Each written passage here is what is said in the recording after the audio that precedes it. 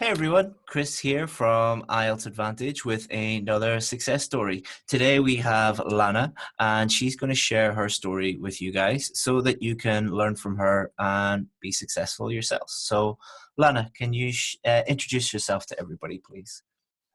Yeah, I'm Lana. I'm from Brazil. I'm 29 years old, and I succeeded on IELTS on the fifth, English test attempt, but it was my second IELTS. I moved to Canada, and I'm living in Vancouver for almost 2 years now. And I was already on the immigrational process, and what was holding me back on getting to the invitation to immigrate here, it was the English test and the English score, because I didn't have any skill work here or anything to help me on. So the English test, it was my only possibility to increase my score and get out of the pool. So the pressure was increasing on each test, and I wasn't feeling that I was like evolving, or I wasn't improving on anything. So I started getting really anxious, and each time that I done the test, I was getting more nervous and more anxious, and I wasn't getting anything better. Actually, on the first time, one of my scores, I think it was on the writing, actually dropped 1 point,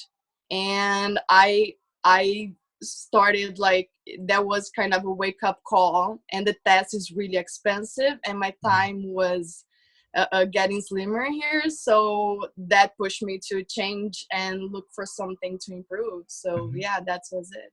And what scores did you get? And what did you get the fourth time you did the test? And what did you get the last time you did the test? Yeah, on the fourth time, I did a different test. It's called CELPIP. I don't know if you heard of. It's Yeah, the the Canadian Canadian version one. of. Yeah, yeah. Exactly. So the score on the IELTS, it was on the fourth time, it was 12 on reading, 10 on listening, and 7 on writing, and 7 on speaking. So that was the CELPIP scores. Yes. Yep, cool. And what scores did you get in the IELTS test the last time you did it? The last time I did it, I did on reading, I did 8.5. I did listening, I did 8. I did 7.5 on speaking, and I did 7 on writing. Amazing. Those are amazing scores. So you got band 8 overall, is that correct? Yeah. Okay. Overall 8. Amazing. Yeah. Congratulations. So the first time we spoke to each other, it was actually through email. So I sent you an email and you replied saying thank you.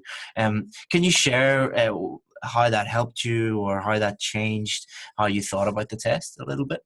Yeah, definitely. Because what happened was, I think on the second or third time I did that selfie, I looked for a private tutor, and it helped me in some. I figure out what I was, and that didn't help me, because so I can learn, personally, I need to know what I'm doing wrong so I can focus on that. And I didn't figure out. So what I did was, and I didn't have any money to pay her anymore, and I couldn't pay anything. So I talked to her and tried to get a discount, and she didn't went for it. So I was like, yeah, I need to do this, and I need to do this by myself now, and I don't have any choice. So what I did was, one of the videos helped me too, because I was trying to watch everything and absorb as much information as I could, as I said.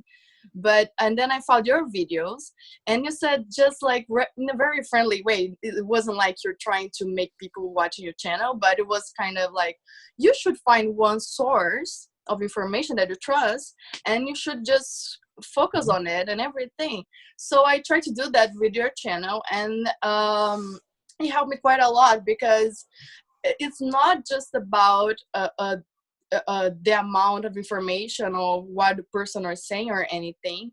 It's about just find someone that you have a quite a rapport with, or Mm-hmm. something that you feel like it goes with the same pace as you, and Mm-hmm. the things that you said about mindset and try to be simple. It Mm-hmm. helped me quite a lot because I was getting really overwhelmed about every information that I was getting. Mm-hmm. So and I decided to focus on that. And I got a friend. She's living in Montreal now, but she's a really nice friend. And she said like, and at first I was a little bit skeptical because she's from Chile, and I Mm-hmm. was like, oh, and she offered me help, and I was like, no, that's okay. And then she was like, one day she told me like, Lana, I'm very good in English. Send me your essay. I'll take a look. And I Mm-hmm. was like, okay, I will do that. And she helped me a lot because she knows that I'm very visual, Mm-hmm. and she sent me back my essay with colors. And Excellent. when I start a subject, and when I changed the subject, and each subject that I took, she painted in one color. And the essay was so colorful. And I was and that and I looked at the essay and I was like, oh my god, it is so confusing. And it was the writing that was kind of holding me back, Mm-hmm. because I was feeling, and the listening, because I really needed a high score in listening as well. Mm-hmm. So, and I watched the testimonials as well. Mm-hmm. And I really like, probably I don't remember her name, but I remember she was a medical student, Mm-hmm. and she did it once and she didn't got the score. And I remember that she was like, I can't accept it that I don't get the score in the first time, and she did it a second time, and she applied herself so much. Mm-hmm. And I just don't have the discipline that she had it. And I was thinking I need to adapt it for my style of studying because I'm not quite good at it. Mm-hmm. So I started to adapt it, and I started for listening part. I and I had just like a month between the fourth time and the fifth time. So what I did was a immersion on that. So with the videos, I started to I cut my binge watching on any any series. I just allowed myself to watch one episode a day, Mm-hmm. and I started to listen to podcasts of subjects that I like, Excellent. which was for me was business and communication and marketing. So that helped me a lot. And I listened to a podcast that the guy called a lot of guests, a lot of special guests, and each one for a different place, and each one had a different accent. And it helped me quite a lot because I remember a specific uh, uh, part of the exam that it was someone with a really deep accent. Mm-hmm. Um, really deep. That's funny on the IELTS test because they get you in the little places. Like I didn't have a lot of like 3 words complete, but the accents were really deep. So I Mm-hmm. think they kind of worked the difficulty on that. So that helped me a lot. And I was reading.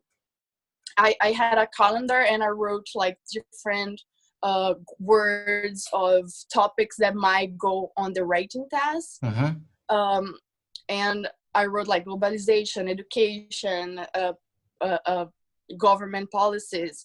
And I read it like every day. I had a topic to read.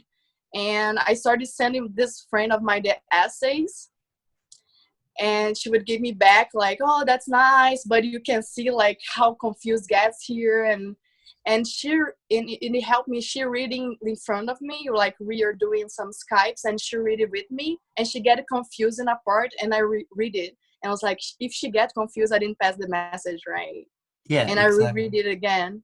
Excellent. Yeah, and I reread it again. Yeah, so it was it. So that happened. I did a full immersion on this 4 weeks, Mm-hmm. on reading, on listening, and I didn't watch anything because watching wasn't on the test.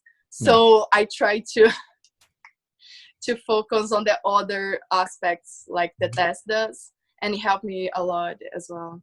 Excellent. It sounds like you said that you're not disciplined, but it sounds like for those 4 weeks you were really disciplined and really organized. And I think that's that's half the battle sometimes. Just to, I always tell people, get a calendar out, and on your calendar mark what you're going to do, and tick it off. And just that, investing that time in organizing your study and planning everything out makes a huge difference. And there were some things that you mentioned, and these are things that I talk about all the time.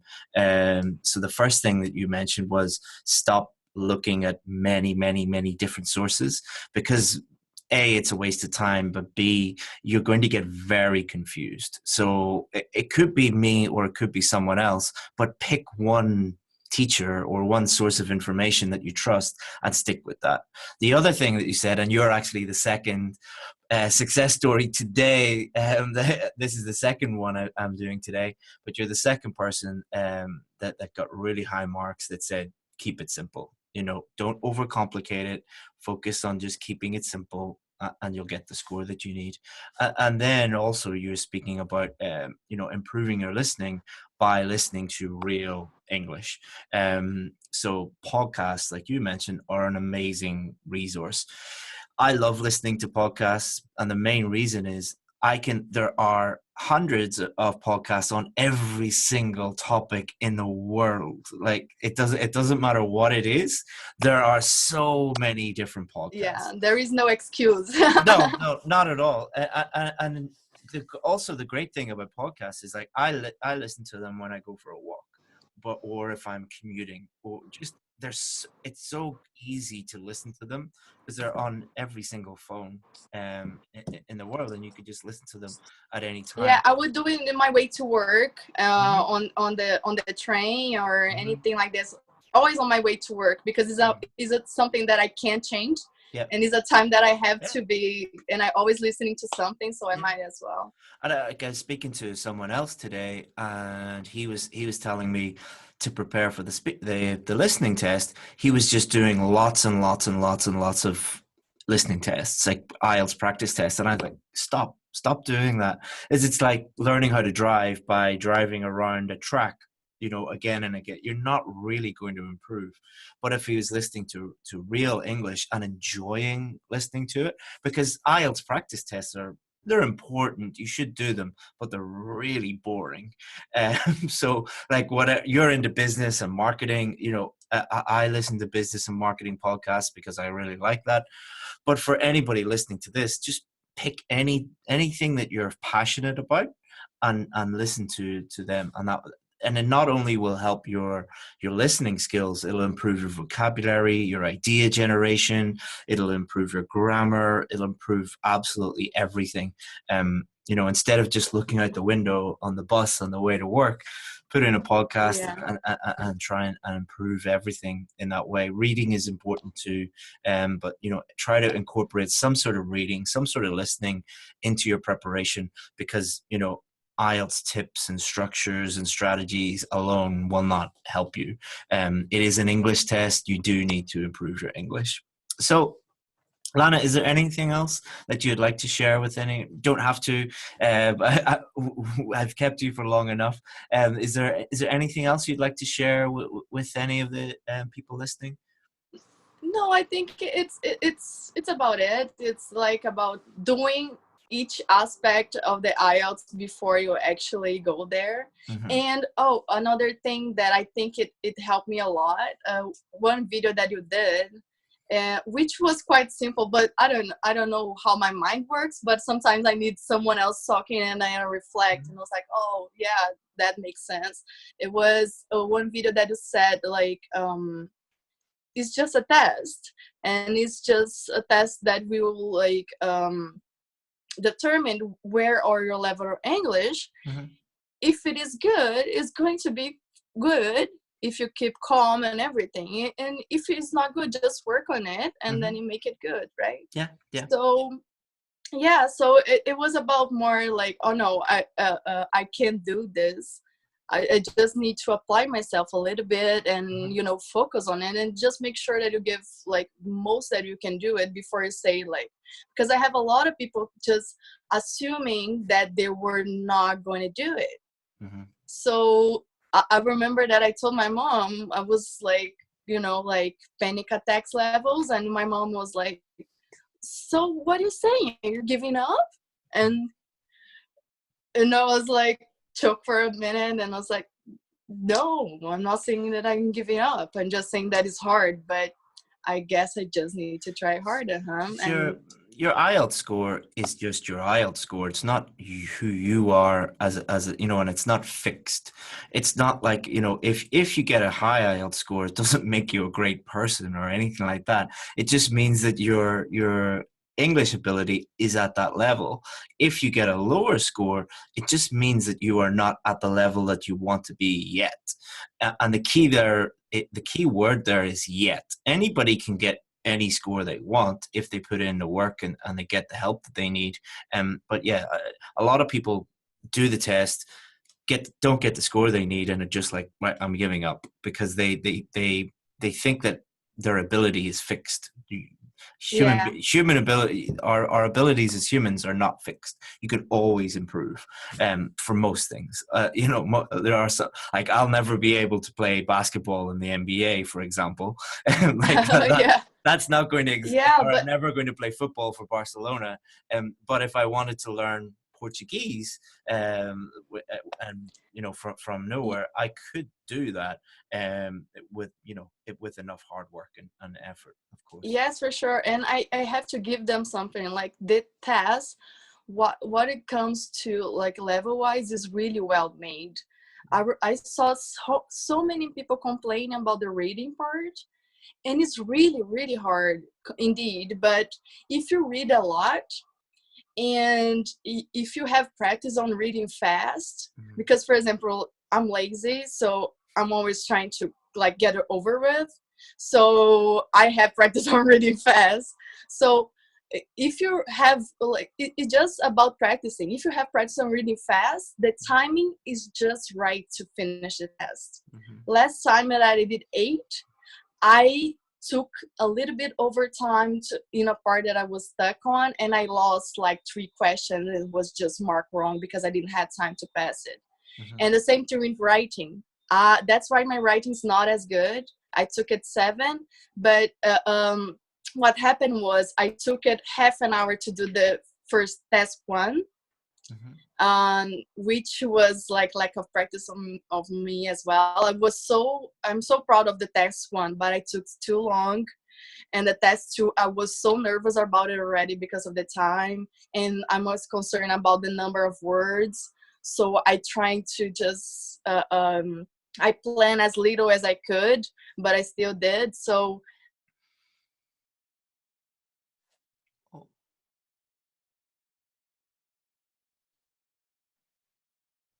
I've lost you there, Lana. If you could still hear me, we've just lost you. But it's nearly the end of the interview anyway. So if I don't get you back in the next few seconds, I will end the video, but that doesn't matter. So if you could hear me, Lana, thank you very much. And I'll end the video because I think your internet has been cut off for some reason. But thank you very much, Lana, and I'll see you again soon. Bye-bye.